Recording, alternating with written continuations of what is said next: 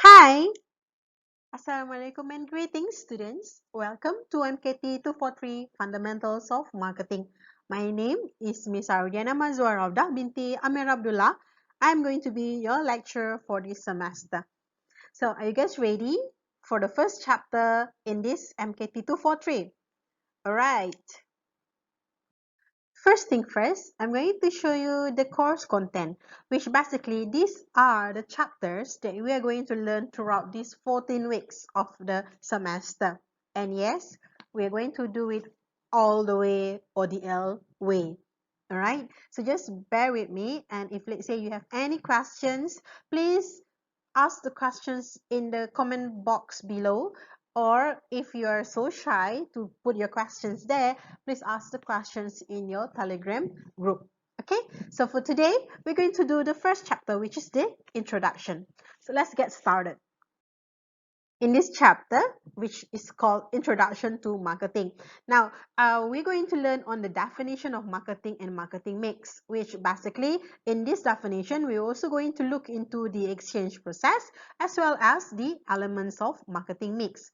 The second part of this chapter is on the marketing management philosophies, also known as the marketing management orientations. Basically, they are the same. So there are four philosophies or orientations that we're going to learn today. Now, so before this, okay, before you watch this video, okay, I can't say before you come to the class. So basically before this, okay, have you heard the word marketing? I'm sure you have, all right? And what would come into your mind when you heard the word marketing? Did you think about some promotion? Okay, or did you see billboards and you think about it is actually marketing? If there is sale, is it marketing? Or if you give blah, if let's say you receive free gift, okay, is that marketing? Okay, so those are actually yes. Okay, the answer to those questions are actually yes. However, it is not just about this. Okay, it is much more than that, which we're going to learn throughout this whole semester. So marketing comes from the word market, all right? So although it comes from the word market, it is totally a different thing, okay? While market is actually the set of actual and potential buyers of a product, and marketing will be much more than that. So I know before this, you thought market is actually supermarket or the wet market where your mom go buy vegetables, fish, and chicken, all right? So please change your mind, okay? Change your mind or change your mindset basically, that market is no longer those places, but market is actually the actual and potential buyers of a product. So market is actually people. Okay, so what is now marketing? On the other hand, according to the American Marketing Association, it is defined as an organizational function, okay, whereby it's a department in organization, okay, or a unit or a function in an organization that will actually create, communicate, and also deliver value to the customers, and also manage the customer relationship in a way that will benefit the organization and the stakeholders. So I really wanted to emphasize on this particular definition, which is the process of planning and executing the conception of pricing, promotion, and distribution. So what will you set a price on? What will you do a promotion about? What will you distribute? It is actually the ideas, goods, and services, so that you can create exchanges that will satisfy individual and also the organizational goals. So in this definition, there are many keywords, okay? The one that I put in red here and also this green and brown color is basically the different keywords in the definition of marketing. So you must remember it is about pricing, promotion, distribution of products. So products are actually these ideas, goods, and services. Why you want to price it? Why you want to promote it and distribute it? Because you want to create exchanges. Why you want to create exchange?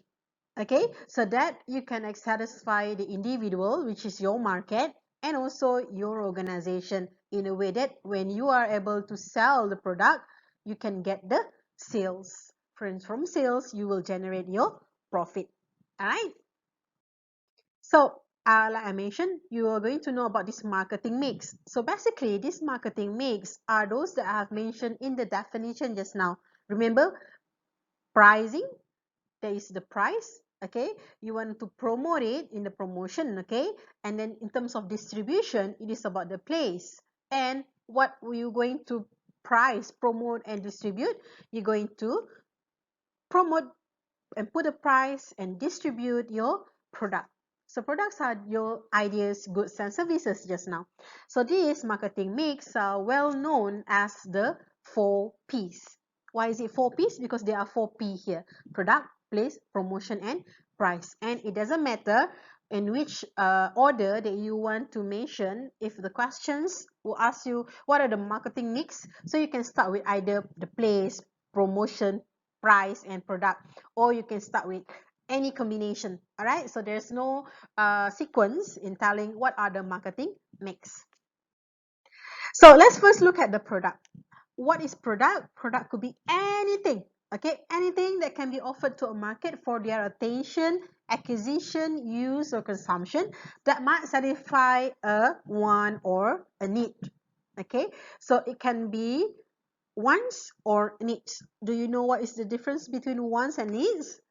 Wants are those that you desire, you would like to have, right? While needs are your basic necessities. In order for you to live, you need some products, okay? But wants are things that you would like to have, you want to have it. Like a very common example is food. Food is a necessity. You can't live without food, isn't it? You must eat. So the need here is that you need food, okay? But what do you want? You want KFC, for example, or you want to eat McDonald's, all right? So those are wants. But what you need is any food, nasi putih also you can have it in order for you to live, right? Maggi mee also something that you can just eat, okay? So that would be the needs typically related to something that can make sure of your survival. But wants were actually things that makes you feel more comfortable or your desires. Like you need a phone, okay? So any phone will do, but you want iPhone 12, for example, okay? So that is the difference between wants and also the needs. So that is product. So product can be anything, yeah? Next, look at this picture. These are some of the example of products. I know it's pink color because I really like pink color. So that is what I want. All my products will be in pink. That is wants, yeah. But need, I don't need everything to be pink, right? Not. So those are actually the differences. And the marketers, okay, those who do marketing, they typically would like to convert people's wants into needs. Like you don't say that you normally you would say I want to eat KFC, okay? But once is not really compulsory, you know, like and rice, for example, or food, anything will do. You need to eat something, right? Not in order for you to survive. But it doesn't mean that if you don't eat KFC you will die, right? Not. But marketer's job is actually to make you feel that you need it, okay? Like I need to eat KFC or else then I'll feel restless, or I can't live without KFC, so I need to eat KFC, okay? By the way, KFC did not pay me to say that, yeah? There is just an example.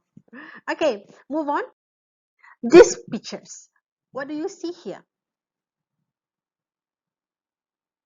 I know you can't answer me, but never mind. Let me just answer by myself. Yeah, these are actually the places, okay, where you can see shopping malls, a lot of places like cafeteria, okay, shops, a resort, and so on.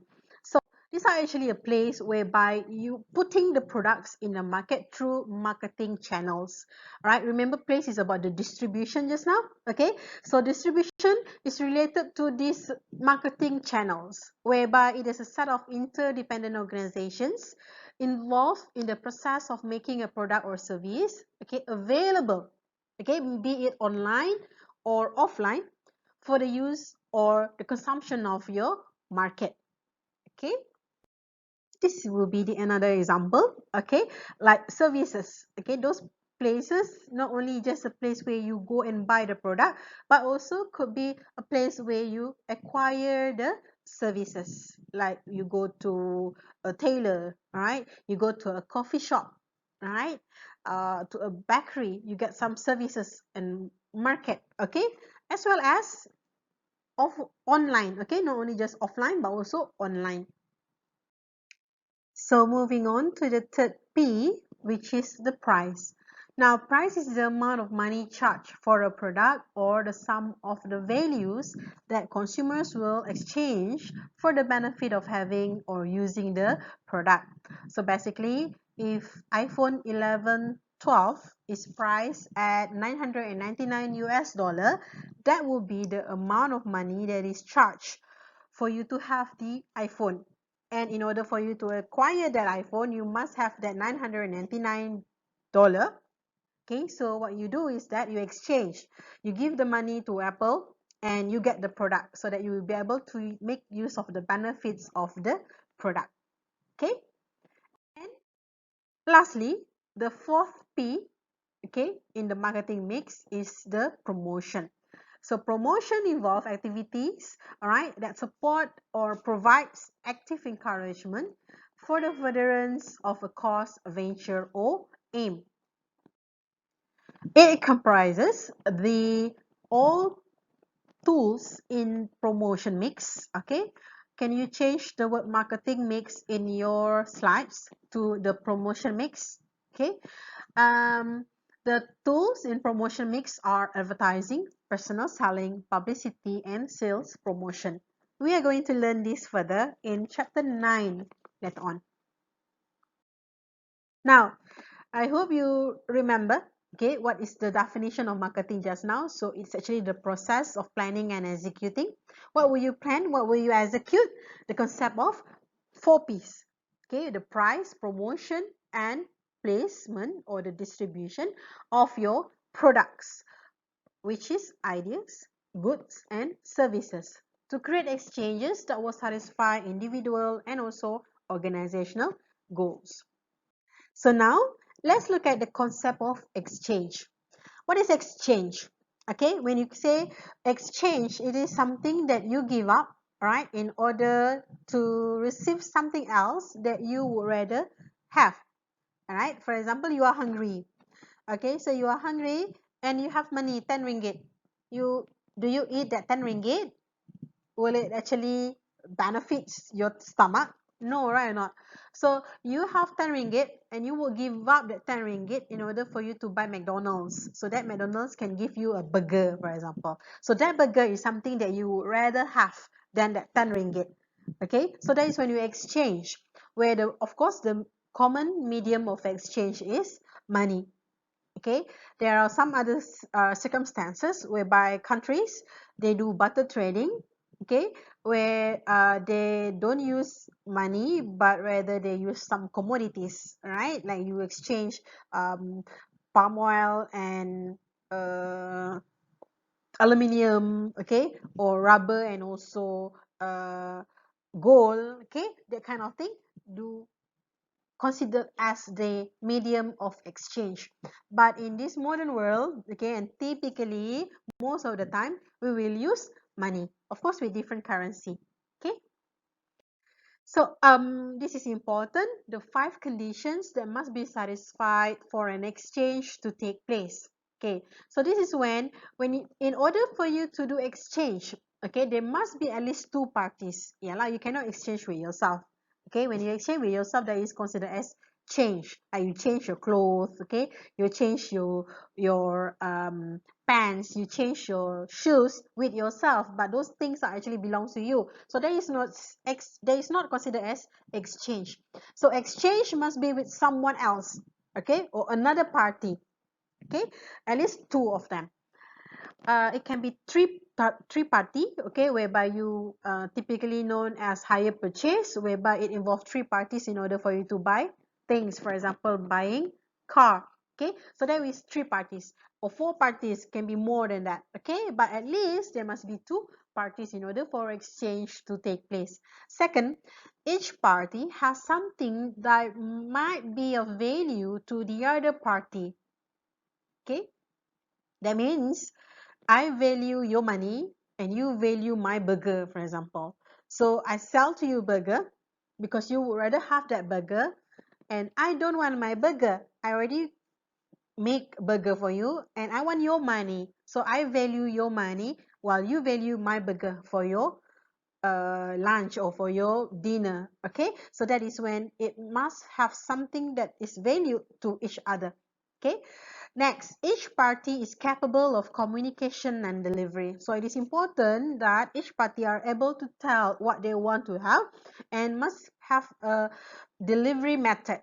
Okay, be it cash on delivery, be it you get it at the store, okay, be it pay first, get it later, right? But it is important that you can communicate on what you want to buy and how much you're going to pay for it. Okay, so for the seller, for example, they tell you what they want to sell and how much is the price, and you would tell what you want to buy and you will agree with the price, and the delivery comes into after that. Okay, number 4, each party is free to accept or reject the exchange offer. So there shouldn't be an element of forcing you to buy, okay, or forcing people to sell things. If I don't want to sell things to you, you cannot force me, okay? Or if you don't want to buy things from me, I cannot force you to buy.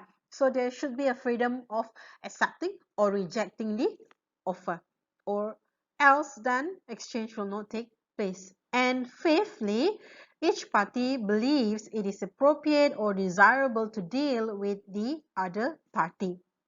That means you feel that, oh, okay, it is appropriate for me to buy from you, okay, or it is desirable to buy from this particular shop but not that particular shop. So it is up to you, and if you think it is not appropriate, or if you think that is you don't like that particular shop, then exchange will not take place, right? But however, there's a PS here. Exchange may not take place even if all of these conditions exist. Okay, that means sometimes all of these are there, but still exchange might not take place, right? But these conditions are necessary for exchange to be possible, all right? And sometimes it's not necessarily have to be all of this. Sometimes one might be missing, but still you can do the exchange. For example, of course, number 1 cannot lah. This is a must have, or else you cannot exchange to another party. Okay, it could be like, for example, you think it is not appropriate to deal with that particular shop, but since that is the only shop that sells the product and you can't get it anywhere else, then you have to buy, even though you feel that it's not appropriate or you don't want to buy. Still, you need the product, so exchange to take place even though you don't feel or you don't believe that is appropriate to deal with that particular party. Okay, I hope you have understand so far what I have explained to you in this video. Again, if you don't understand anything, please ask me in the comment section down there, or send the message or questions in the Telegram chat. Yeah, move on to the second part of this chapter, which is the marketing management philosophies. So there are 4 philosophies, or 4 orientations that you need to know, which the first one is production orientation, sales orientation is the second one, the third one is marketing orientation, and number 4, the societal marketing orientation. So first one is the production orientation. Now you remember when I talk about this orientation of philosophies, yeah, it's actually evolving. It is how marketing started.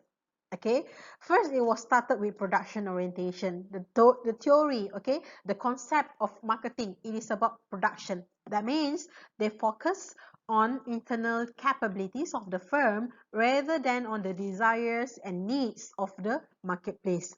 Okay, so in this production orientation, the firm is concerned with what it does best, right, based on its resources and experience, rather than with what the consumers want.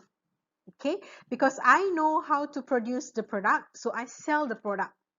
Okay, I do produce the product that I am good at producing. Okay, based on my resources, my experience. Okay, I know how to produce the product, so I wanted to sell the product to all the customers. Next, in the sales orientation, it evolved, yeah, after you produce. Now you think that, oh, okay, the more goods and services will be purchased by the customers, okay, if you use aggressive selling techniques, okay, that will result in high sales and then high profits. Okay, the more you sell, the more money you will get from the sales. That is in sales orientation. Next one, market orientation. In market orientation, they evolve, yeah, after the sales orientation. They think that, oh, okay, we cannot just simply sell to everybody. We might, you might as well think that, okay, when we want to sell, right, it must have this social and economic justification for an organization existence. That is to satisfy the customers' wants and needs while meeting the organizational objectives. In market orientation, it involves the concept of focusing on customer wants and needs so that the organization can differentiate its product and make sure that customer know their product as compared to the competitors' product. Okay, and in market orientation also, the concept involves integrating all the organization activities, including production, okay, so that you can satisfy the wants and needs of your customers, and also involve achieving the long-term goals for the organization by satisfying customer wants and needs legally and responsibly. So in market orientation, basically what they focus on is the satisfaction of the market and also organization. So you believe that if I can satisfy the needs and wants of my market, people will keep on buying from me. And with that, I can get a lot of sales. And lastly, the societal marketing orientation, which is an organization assistant. Okay, they focus not only to satisfy the customer wants and needs, okay, because after all it's marketing orientation, right? But when they have the word societal here, it also preserve or enhance the individuals and our society's long-term best interest, where this orientation extend the marketing concept to serve three bodies. Unlike market orientation just now, it is just customer and organization. But in the societal marketing orientation, it involves the society as a whole. Okay? So in this particular table, I have summarized for you the 4 marketing management philosophies with the main key ideas. Okay, where production focus on efficiency of internal operation. I know what to produce. I know I can produce things because I have the resources and also the capability. So I keep on producing it because I will achieve efficiency. Okay, based on my internal capability, internal operation. While sales is focusing on aggressive selling techniques. Okay, which I believe when I do aggressive sales techniques, I will get more sales that will result in high profit. And the market orientation, the key idea is to satisfy customer needs and wants while meeting the objective of the organization. And in societal marketing orientation, the key idea is when you want to satisfy customer needs and wants, but also enhancing the individual and the societal well-being. Now, let me give you an example of these 4. The classic example that I normally will give to my students so that they can easily understand is that a bakery. Okay, let's take an example of me opening up a bakery. Now, I am really passionate. This is just an example, okay? I can't really bake things anyway. So, example, I am so good at producing chocolate cake. Okay, the chocolate cake. So what I do is that in my mind, I have this production orientation, because every time in Hari Raya, when I bake the cake, everybody that comes to my house will say this is a very nice or the best chocolate cake that they ever ate. Okay, yeah, right. So what happened is that I believe that, oh, okay, I can produce a very nice chocolate cake, the finest quality of chocolate cake. So when I open up my bakery, I keep on producing chocolate cake, because that is what I do best. Okay, based on my experience, based on my resources, based on my expertise. Okay, I know how to produce and bake the chocolate cake. Therefore, I focus on baking and selling the chocolate cake.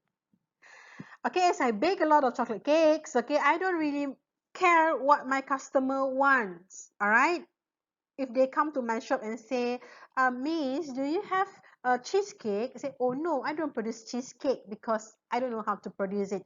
I know how to produce chocolate cake. So you only can have chocolate cake from my bakery. Okay, well, other customer might come, do you have any other flavor? And I say, no, I don't have, because I don't know how to produce those things. I only know how to produce chocolate cake, so I will produce chocolate cake, and that is what I'm going to sell, right? So you see here, when customer come and they want other flavors, they can't have it, because I don't know how to produce it, and I don't bother to learn or acquire skills to produce other cakes, because of my internal capability is I'm good at producing the chocolate cake. So over a period of time, I will see that there are a lot of chocolate cakes that people don't buy. Perhaps they have changed their taste. They don't really want to eat chocolate cake every day, right?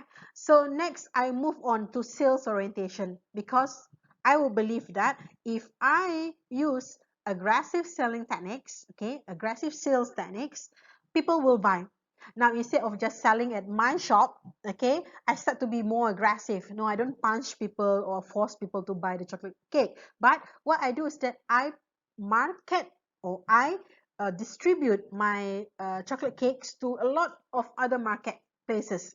Okay, so instead of just selling it at my bakery, now I also put it at other shops, like in the school canteen, okay, in the cafeteria of other institutions. Okay, I also sell at Shopee. Okay, if you want to order chocolate cake, then you can buy this particular chocolate cake voucher, and it will be discounted for you. All right, so aggressive sales technique includes a heavy promotion and also discounts that will result in more people buying. Okay, when you are exposed to that particular chocolate cake, then you feel that you want to eat the chocolate cake. So that is aggressive selling technique. Okay, after that, I will think that, okay, sales alone doesn't make sure that I will get high profit, because to do sales, okay, I need a lot of capital as well.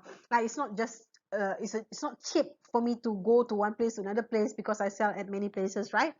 And I believe that, oh, okay, now it's time for me to focus on my customer. That is when I migrate myself from the sales orientation to market orientation, which I believe that if I can satisfy customer needs and wants, they will automatically come back to me. I don't have to do a lot of sales anymore. Okay, and at the same time, when people are satisfied, they will come again, and they might tell other people. So that is free promotion for me. Okay, so that is when I start to think of what my customer want. All right, so I believe that customer now not only just want to eat chocolate cake, they also want to have a cheesecake. They want to have a chocolate cheesecake. They want to have a red velvet cake. They want to have the white chocolate cake. They want to have banana cakes. They want to have carrot cakes. They want to have strawberry chocolate cakes. So a lot of other variety of flavors, that now what I do is I try to acquire the skills to bake all other cakes. Okay, so then when customer come to my bakery, they can have a lot of other flavors, not just my chocolate cake. Okay, so perhaps my chocolate cake could be just what I call my signature chocolate cake, right? So if you want to have the best cake or best-selling cake, there is chocolate cake. But if you feel that today you want to have a cheesecake, you also can have it from my shop, because now I already know and learn how to produce the cheesecake or red velvet cake or other types of flavors of the cake. So now here I am meeting the customer needs and wants, all right, and also meeting my own objective, which is a lot of people will still buy from me, even though it is not just the chocolate cake, but could be other flavor. Now, when I think of everyday people eat chocolate cake, everyday people eat cakes, right? I don't only want to concern about my customer needs and wants. Yeah, everybody want to eat cakes. They love cake so much. Can you imagine if every day you eat cakes, what will happen to your health? Okay, so in societal marketing orientation, okay, I would have in mind that I can't actually make my customer sick in the long run. Diabetic lah, overweight lah, high cholesterol, because all those ingredients to bake cakes are not healthy for you to consume every day. Okay, so that is when I come to my mind that, oh, okay, maybe I should also produce cakes that are healthy. Okay, gluten-free cakes, sugar-free cakes, high fiber cakes, right? So that is when I satisfy customer needs and wants, while at the same time I enhance the individuals and also societal well-being. So I did not contribute to your diabetic